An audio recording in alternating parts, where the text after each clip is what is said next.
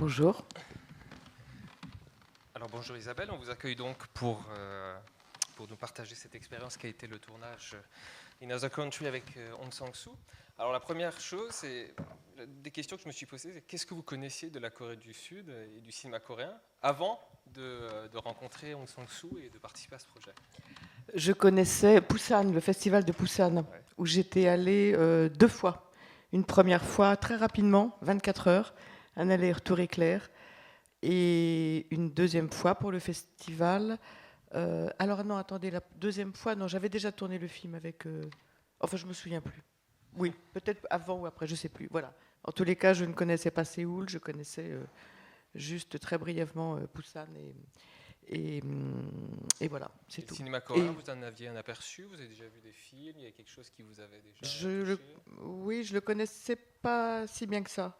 Ouais. Alors, est-ce que j'avais déjà vu des films d'Aung San Suu Oui, j'avais dû en voir un ou deux quand même. Il a une production très, très prolifique. Euh, ah non, voilà, oui, c'est ça. Avant d'aller sur... Non, c'est ça. Je me remets les choses en mémoire. Non, non, j'étais allée voilà, une fois à Busan, brièvement, comme je l'ai expliqué, et une fois à Séoul, où j'étais venue présenter une exposition de mes photos, pas comme photographe, mais comme modèle. Et c'est à cette occasion que j'ai rencontré Aung San Suu. Voilà, peut-être je devance une de vos Ça va être l'autre questions. question, en Voilà. fait, c'est justement à quel moment vous le Oui. rencontrez et qu'est-ce qui vous fait, j'allais dire, qu'est-ce qui vous donne envie après de participer au film, en tout cas de ce qu'il vous a dit au préalable. Donc, Alors en fait, je l'avais rencontré une première fois, très brièvement, à la cinémathèque, avec Claire Denis. Claire Denis est une grande amie d'Aung San Suu. Et voilà, nous étions rencontrés très brièvement. Elle me l'avait présenté avant une projection. Et puis après, je suis revenue donc à Séoul. Je suis venue à Séoul pour la présentation de cette exposition de photos. Et là, j'ai eu l'idée de l'inviter à cette exposition. Donc il est venu. Et puis le lendemain, on s'est retrouvés pour déjeuner ensemble.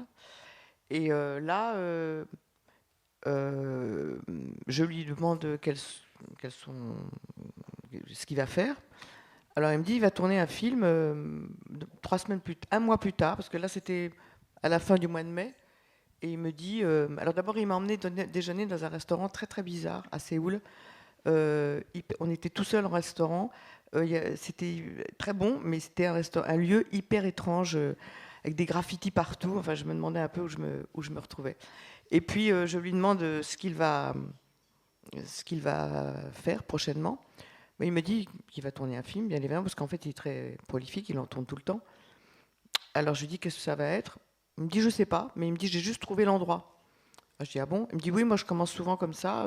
J'ai trouvé une auberge au bord de la mer, ça me plaît beaucoup, donc je vais aller là, puis maintenant je vais inventer l'histoire. Puis on continue à déjeuner. Puis il me dit, mais tu vas être dedans? Ben, je dis, oui, pourquoi pas. Oh, ben, il me dit, ben d'accord.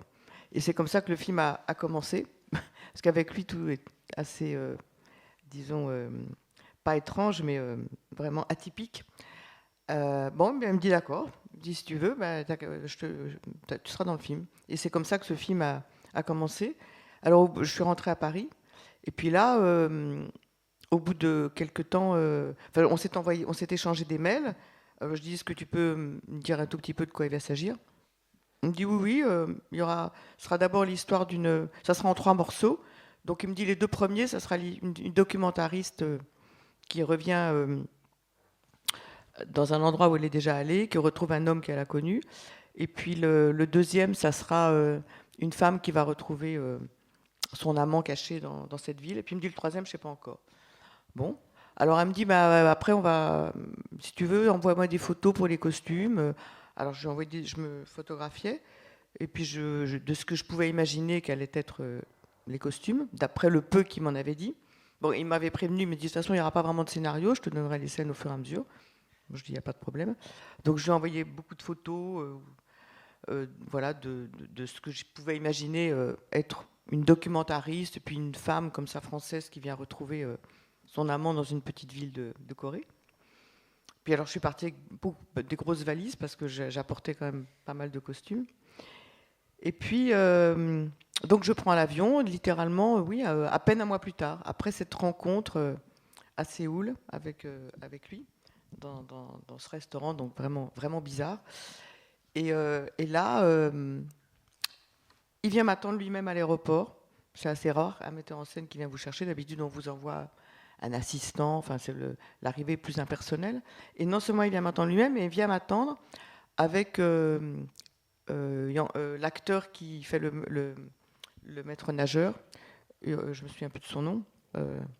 C'est une star. Hein, en Corée, il est hyper connu parce que après, il m'emmenait souvent à la piscine quand on tournait le film. Et là, je voyais qu'il y avait des filles qui se précipitaient sur lui pour lui demander des autographes. Il s'appelle Yang-soo, je sais plus. Enfin, bon, il est très sympathique. Et il vient m'attendre avec lui. Et là, Aung San Suu, là, le lieu du tournage, c'était à 5 heures de route de Séoul. Alors il me dit, d'abord, on va aller dans un beauty parlor parce que je vais te présenter une maquilleuse et une coiffeuse. Je dis d'accord. Alors il m'emmène effectivement. Enfin, donc il me dit, on va aller voir une maquilleuse et une coiffeuse. Donc il m'emmène dans un beauty parlor un salon de coiffure, quoi, en gros. Et il me présente une maquilleuse et une coiffeuse avec qui j'ai à peine le temps de faire un essai. De toute façon, il me demande si ça va. Ben, je dis oui, elles ont l'air très sympathiques, donc ça va. De toute façon, j'étais ouverte à toutes les. Pour la petite histoire, donc après, ces jeunes maquilleuses et ces jeunes coiffeuses nous ont rejoints sur le tournage. Elles étaient vraiment exceptionnelles, mais alors au bout d'un très peu de temps, parce qu'après je vous raconterai combien de temps a duré le tournage du film. Mais je leur dis, mais vous avez fait combien de films? Elle me dit, mais nous, on n'a jamais fait de cinéma. On n'a rien à voir avec le cinéma. On est juste coiffeuse et maquilleuse dans ce petit salon de coiffure dans lequel il m'a emmené au fin fond de Séoul. Ah, ben, j'étais étonnée parce que vraiment, elles étaient exceptionnelles. Je les aurais ramenées toutes les deux tout de suite en France. Et puis, on part avec l'acteur, donc, et Hong sur la route, au bout de 5 heures. Enfin, on roule 5 heures. Là, assez rapidement, je crois, dès qu'on est arrivé, il y a une petite cérémonie, parce qu'il faut savoir que quand on tourne dans un pays asiatique, comme je ne sais pas si c'était la même chose aux Philippines, mais en tous les cas, avec Ritipan au Cambodge, c'était la même chose, il y a une petite cérémonie religieuse, tout de suite. C'est-à-dire qu'on allume des bâtons d'encens, on fait une petite chose, je sais pas, bouddhiste, enfin, voilà. Donc on l'a fait avec Aung San Suu. Il y a un petit buffet, on fait des offrandes, on dit les prières, et ça se fait très couramment sur les films, même si on n'est pas du tout religieux, comme l'est pas, à mon avis, Aung San Suu, mais enfin ça se pratique tout le temps, voilà. Donc on a déjà d'abord fait ça. Et puis alors ensuite, comment ça s'est passé? Alors ensuite, il fallait définir le premier costume. Alors il est venu dans ma chambre, j'avais mis tous mes trucs sur important. Et puis il a un œil absolument incroyable, Aung San Suu. Donc il regarde tout, puis hop, il pointe un truc. Alors c'était une blouse bleue assez moche que j'avais pas prévu, que j'avais rapporté des Philippines en fait, que j'avais rapporté du tournage que j'avais fait avec Briante Mendoza sur les Philippines. Enfin un truc assez. Il me dit, ça sera ça. Je dis, t'es sûr? Il me dit, oui, c'est bon. Après, il pointe un sac orange, enfin, voilà.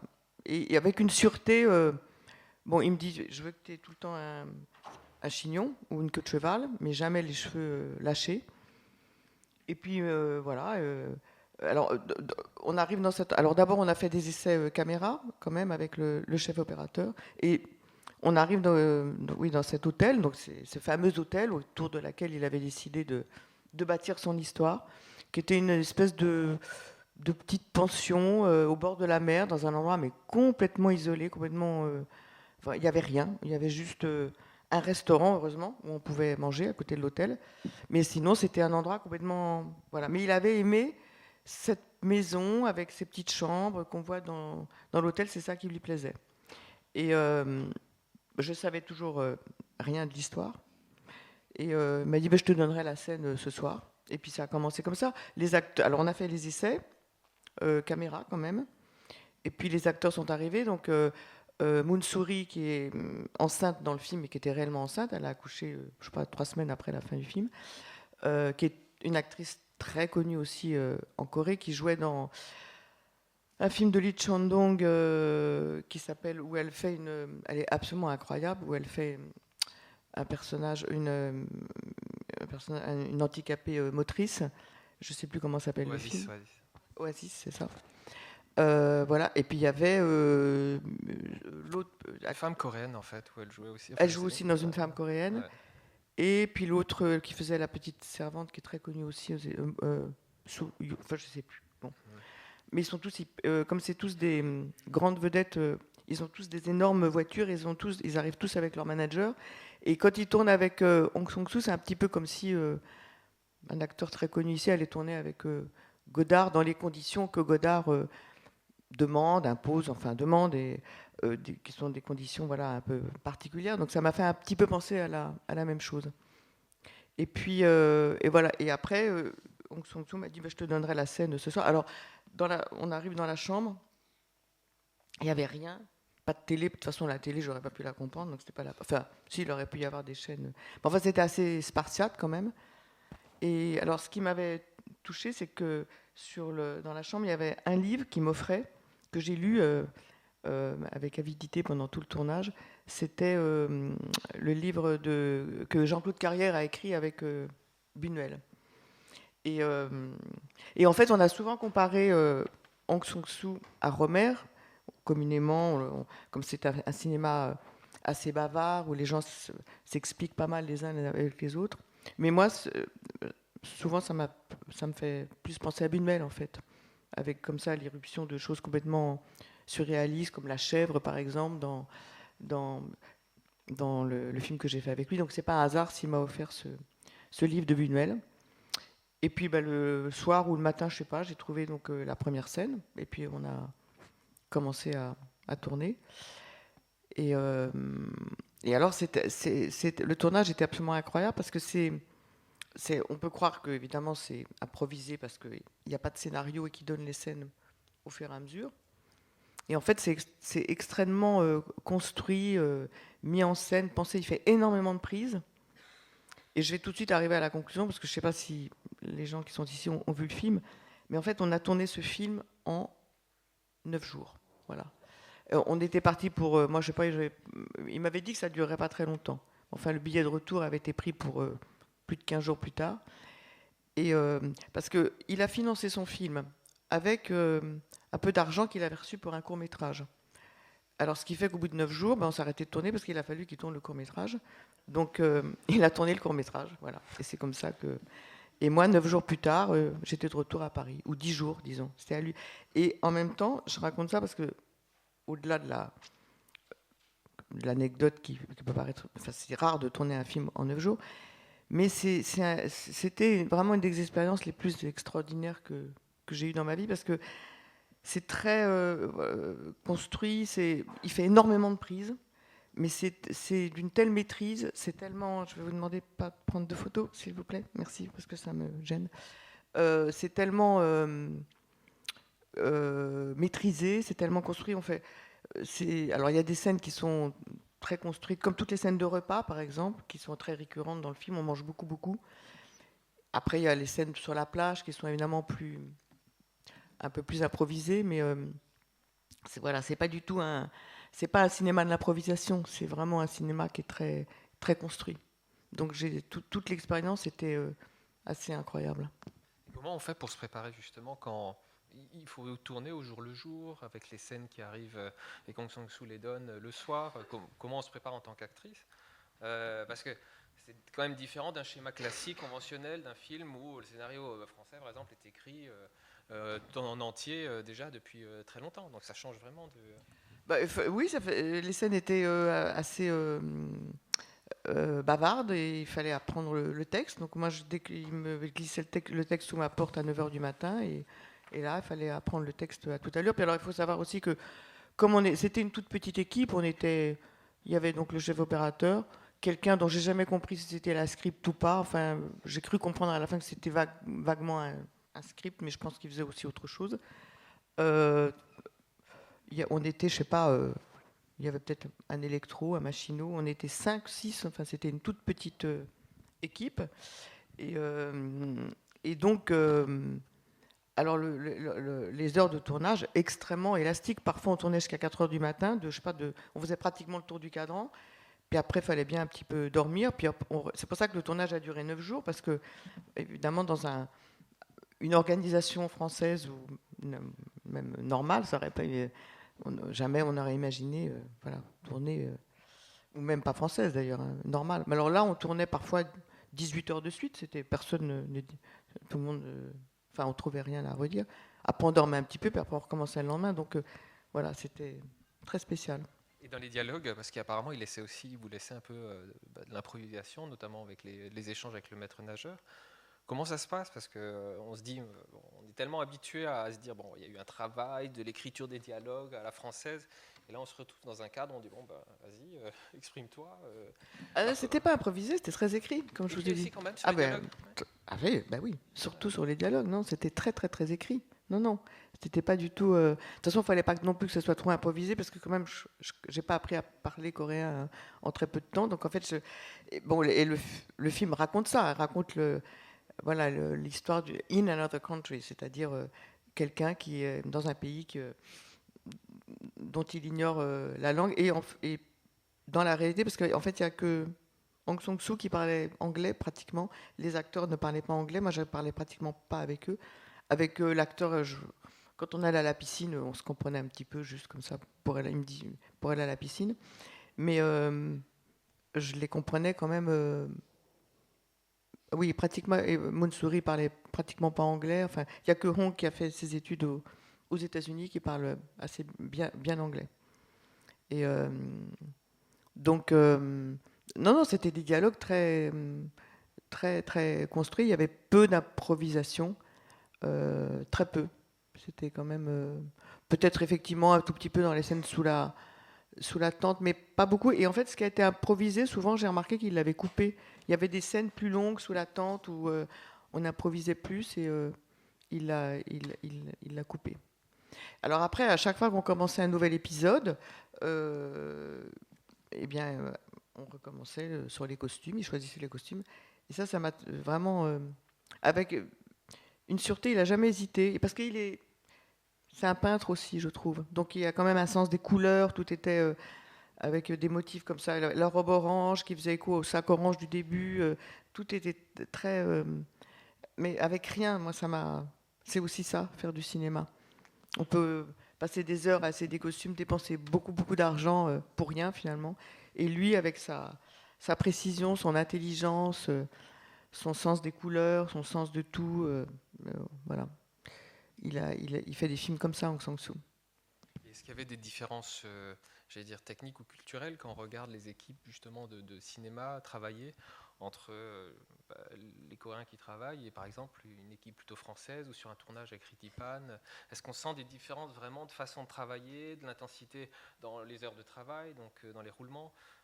Voilà. Est-ce qu'il y a des éléments vraiment très perceptibles où on peut se dire, ah, voilà, les Coréens travaillent de cette manière, c'est vraiment différent, je dois m'y adapter, je dois m'y faire? Ah ben ça, c'est évidemment une manière radicalement différente, déjà tout ce que j'ai décrit. Après, pour avoir fait des films dans beaucoup de pays, un peu, enfin pas partout, il y a encore des continents que j'ai pas explorés, mais j'ai fait des films quand même dans beaucoup, beaucoup de pays au monde, et je pense effectivement au film avec Briante Mendoza, aux Philippines, ou même avec Ritipan au Cambodge.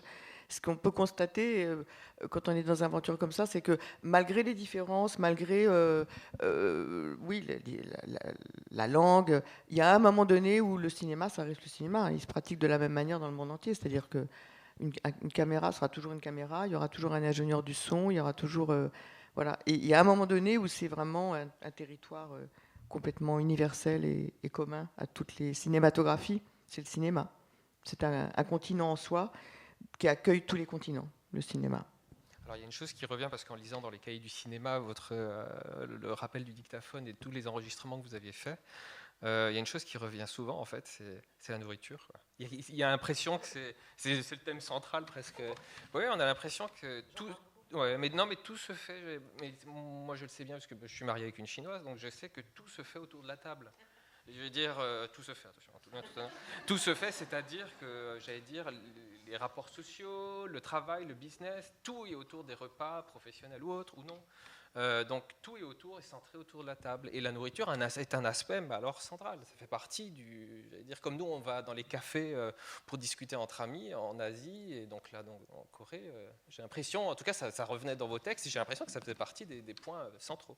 Ben, ça revient dans le film, oui, tout le temps, parce qu'il y a toutes ces scènes, comme vous dites, autour de la table. On se retrouvait toujours ensemble pour déjeuner et pour dîner, parce qu'il n'y avait rien d'autre. Il y avait ce petit restaurant qui était près de l'hôtel. On mangeait assez mal, d'ailleurs, parce que la nourriture coréenne, c'est bon quand c'est bon, mais quand c'est basique, c'est pas hyper bon. Enfin, moi, je trouve, personnellement. Enfin, c'était un peu. Donc, en fait, je mangeais toujours la même chose, quoi. Du chou et. Voilà, j'ai mangé la même chose. Bon, ça a duré 9 jours, c'était pas. Ça allait. Moi, ça m'est un peu égal ce que je mange, de toute façon.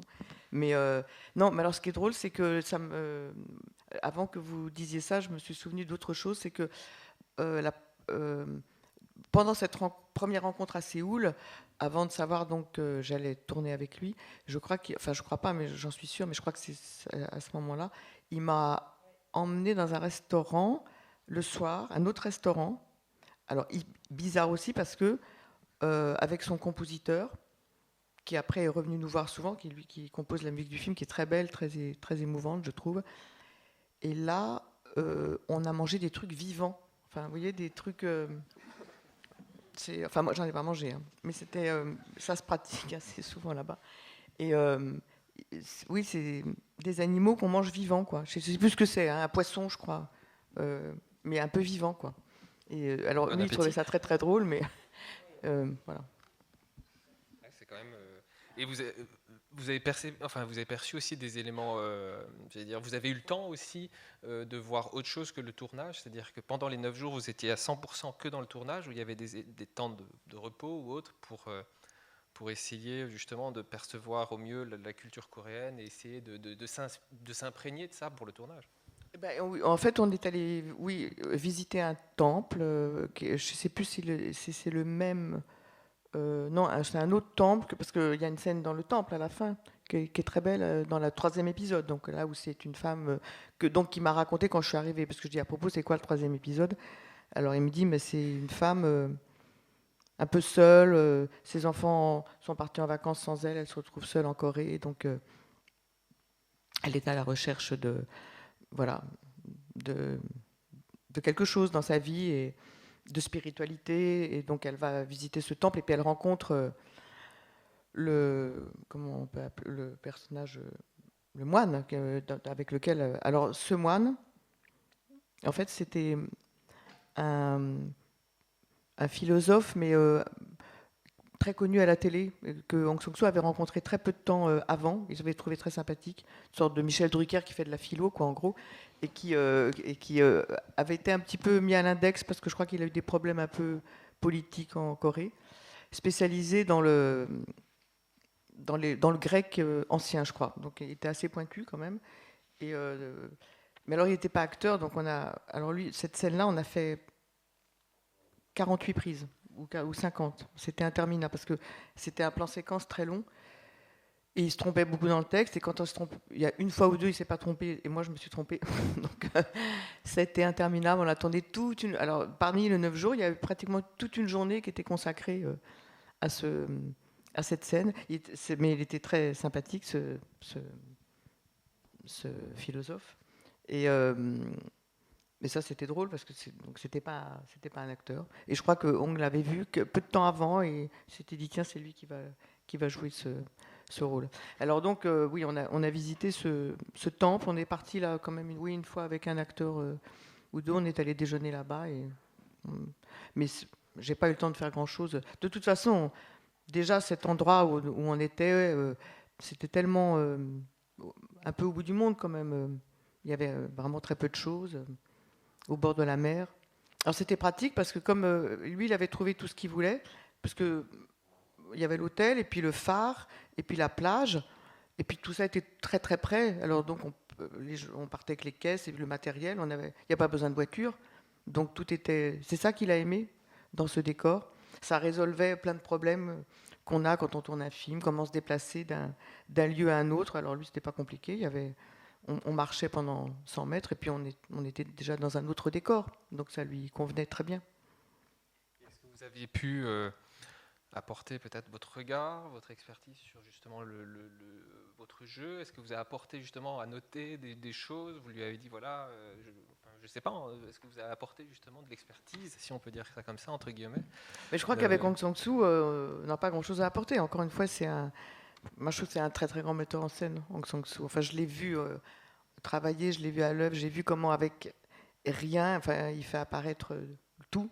Donc c'est vraiment quelqu'un qui a tout compris du cinéma, sur l'illusion du cinéma, sur le pouvoir du cinéma, et justement, il porte ça à son incandescence, parce que avec rien, il, il fait tout apparaître. Donc franchement, j'avais juste à regarder, à me laisser porter, et en même temps, il est très directif aussi. Pas tant pas dans le jeu, mais bon, il y a tout de suite un ton d'humour qu'on perçoit très vite dans les dialogues, voilà, sur lequel on n'a pas besoin de réfléchir beaucoup. Il a pas eu. Et en même temps, c'était pas évident non plus, parce que c'est vrai que c'est pas la même langue, mais je sais pas. Il fait naître comme ça des choses d'humour, de drôlerie, qu'il est assez facile de percevoir. Donc c'était pas très difficile tout de suite de d'enchaîner sur ce ton. Pour moi, c'était pas étrange. C'était vraiment quelque chose qu'il imposait tout de suite. Mais pour le reste, oui, je n'avais pas besoin de lui suggérer quoi que ce soit. Et puis tout depuis la rencontre initiale aussi a déterminé tout le reste. C'était tellement étrange de m'emmener dans ce restaurant bizarre à Séoul et puis de me dire est-ce que tu vas être dans cette maison? J'ai dit oui. Elle me dit, voilà. Et c'est comme ça que le film a commencé. C'est comme ça qu'il a imaginé son film. C'est unique. Voilà. Ça m'arrivera plus jamais. Alors après, je lui ai dit on devrait en faire d'autres ensemble et ça pourrait être les 4 saisons comme ça. Ça pourrait être, je sais pas, printemps. Enfin, ça a été fait d'ailleurs par printemps-automne par Kim Ki-duk, mais non, Kim Ki-duk, oui. Mais je sais pas, parce que là il y avait la mer, alors après je lui dis on pourrait faire la ville, la montagne et la campagne. Voilà, pas les 4 saisons, mais les 4. Peut-être ça se fera un jour. Ça me prendra pas beaucoup de temps, 10 jours. Ça sera. 10 jours x 4, ça va. Et est-ce que la barrière de la langue, ça a été quelque chose de particulier? Parce que aussi dans votre film, enfin dans le film et dans vos personnages, dans les 3 personnages, il y a aussi la gestuelle qui est importante. J'ai l'impression que ça participe justement à la barrière linguistique, participe à l'effort de gestuelle. Est-ce que ça a été est-ce que ça a été travaillé? Est-ce qu'il vous a demandé des éléments justement sur la gestuelle physique, sur des éléments pour j'allais dire, mettre en avant les caractères des personnages? Est-ce que c'est quelque chose qui a été pensé, travaillé, ou est-ce que vous avez aussi apporté votre patte, etc.? Non, non. Alors franchement, c'est presque rien dit pendant. Enfin, d'abord, on se parlait pas beaucoup, et puis on s'est pas dit grand-chose. Non, il m'a rien dit. Je sais pas. Ça, c'est venu comme ça. C'était la relation avec les autres acteurs qui tout de suite a déterminé ça, a imposé ça. Les autres acteurs étaient drôles aussi. Hein. Le maître nageur, il est très drôle. Donc tout de suite, il y a cette relation comme ça qui s'est instaurée entre lui et moi. Mais non, il m'a pratiquement rien indiqué sur le jeu, ou que voilà, des indications vestimentaires. Mais pour le reste, c'est la force de ces dialogues, encore une fois, qui racontaient beaucoup de choses. Il me les donnait au dernier moment, mais quand je les avais, ils disaient beaucoup de choses. Ils étaient très fournis, donc ça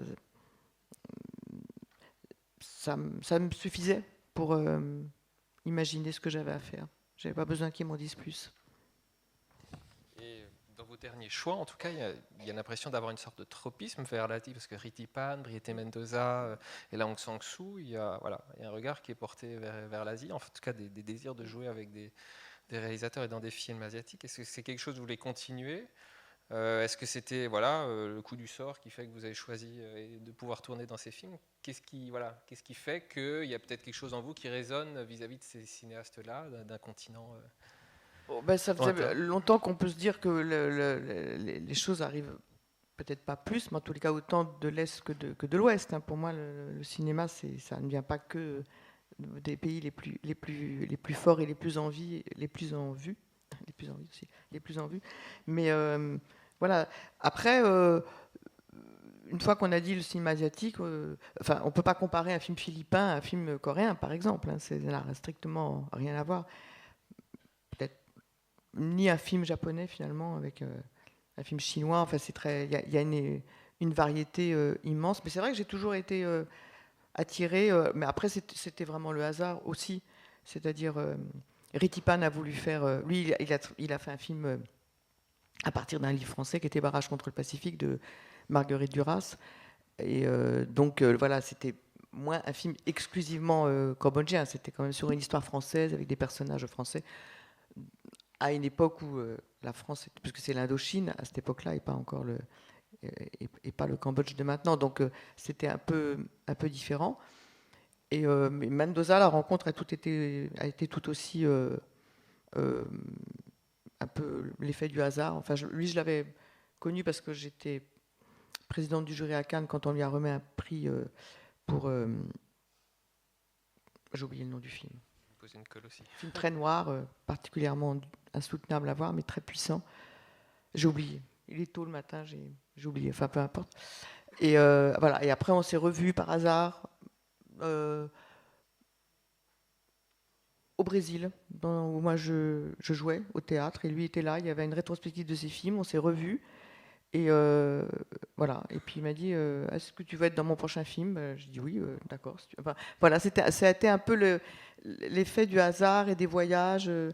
Tout est assez lié au voyage, parce que je crois que si j'avais pas rencontré Aung San Suu à Séoul quand j'y étais pour une autre raison, en fait, pour cette exposition de mes photos, je pense pas que ça se serait fait de cette manière-là. D'ailleurs, quand je l'ai rencontré à Paris, ça s'est pas fait. Et un peu pareil pour Mendoza, parce qu'on s'est revus ailleurs, que l'idée comme ça lui est venue de ce film. Et c'est vrai que j'adorerais tourner au Japon ou en Chine, ça me plairait beaucoup. Euh, en tous les cas, des univers dans lesquels que ce soit l'univers d'Aung San Suu, où je crois que je pourrais aussi me trouver ma place dans l'univers d'un cinéaste japonais. Alors c'est peut-être parce que Benoît Jacot souvent m'a dit mais tu es comme une actrice japonaise, je sais pas pourquoi, mais il m'a souvent comparé à une actrice japonaise. Je trouve que j'ai un jeu japonais, je sais pas. Enfin, je crois savoir un petit peu. En tout cas, félicitations pour vos choix, parce que c'est des choix qui, en tout cas, sont porteurs. Parce que d'un point de vue qualitatif, on voit vraiment que ça apporte quelque chose, à vos rôles, de pouvoir choisir justement des films d'Aung San Suu, de Briente, et deux, ce sont des films qui sont, voilà, qui sont porteurs d'un vrai cinéma. Parfois, pas que j'ai l'impression qu'on le perd dans le cinéma français, mais j'ai l'impression qu'il y a un souffle qui est différent, mais qui est vraiment qui est porté sur une dynamique, en tout cas sur ces dernières années, quoi. Mais en tout cas, je crois aussi que ce que j'ai aimé, c'est d'aller vers ces cinéastes. Il y a des cinéastes aussi, euh, ça s'est souvent vu, qui peuvent venir ici et faire le voyage. Je sais pas. J'ai l'impression que ce qui était bien, c'est que j'ai moi fait le voyage et que je me suis complètement fondue dans un univers qui était pas le mien. Et je crois que c'est ça aussi qu'on ressent dans le film. C'est pas des cinéastes qui ont renoncé à quelque chose pour venir s'immerger dans une culture qui est pas la leur. Et c'est d'ailleurs l'intelligence d'Aung San Suu, encore une fois, c'est d'avoir voulu mettre ça au cœur même du sujet de son film et filmer ça. C'est-à-dire quelqu'un, enfin moi en l'occurrence, qui se déplace et qui se fond dans un autre univers, mais qui reste évidemment étranger dans cet univers. Et alors prochainement dans les salles obscures, ou en tout cas au théâtre, où est-ce qu'on pourra vous voir? Quels sont vos projets? On est curieux, hein, vous savez.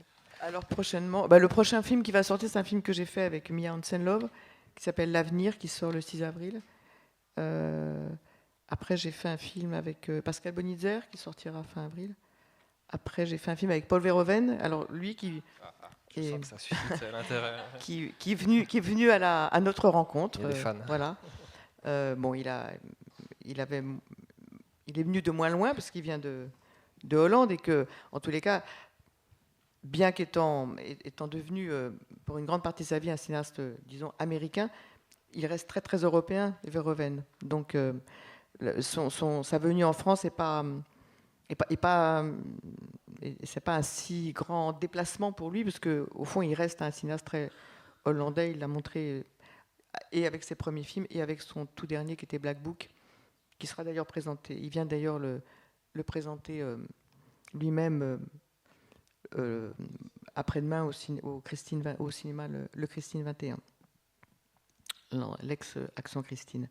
Et, parce qu'il est ici à Paris pour une rétrospective qui est consacrée. Il est invité d'honneur de cette manifestation initiée par la Cinémathèque et toute la mémoire du monde.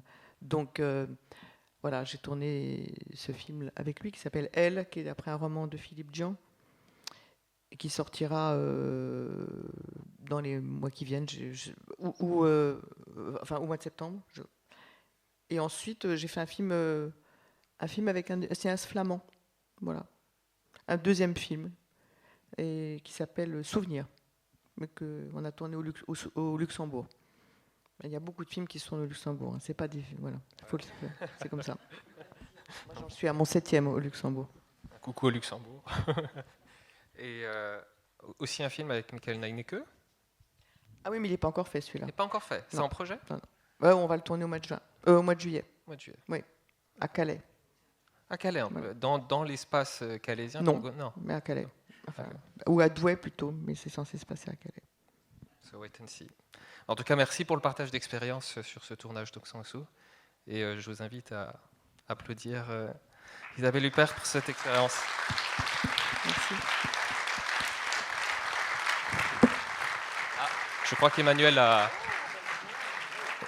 quelque chose pour vous.